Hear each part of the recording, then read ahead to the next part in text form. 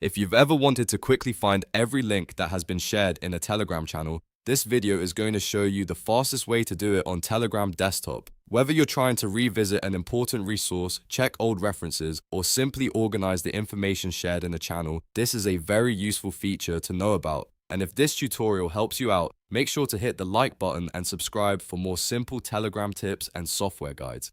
Alright, let's jump right in. First, open the Telegram desktop application on your computer. Make sure you're logged into the account that has access to the channel you want to view. Once Telegram opens, go ahead and click on the channel you want from your chat list. This will take you directly into the channel conversation. Now that the channel is open, look at the very top of the chat window. You'll see the channel name and, in many cases, the profile picture or channel icon. Click on the channel name or the profile picture at the top. This opens the channel information panel on the right side of the screen.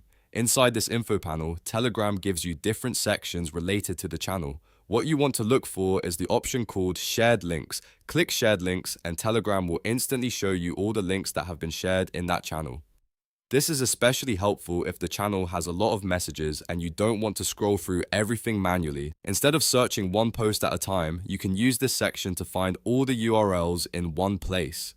You can then open the links you need or review the shared content much faster. If you don't see shared links right away, make sure you click the channel name or profile picture at the top correctly, because that profile info panel is where the link section lives. Once you're in there, everything is organized for easy access. And that's it. In just a few clicks, you can view all shared links on a Telegram channel using Telegram desktop. It's quick, simple, and really useful when you need to find resources shared over time. If this video helped you, please give it a like, subscribe to the channel, and turn on notifications so you never miss the next helpful tutorial. Thanks for watching, and I'll see you in the next one.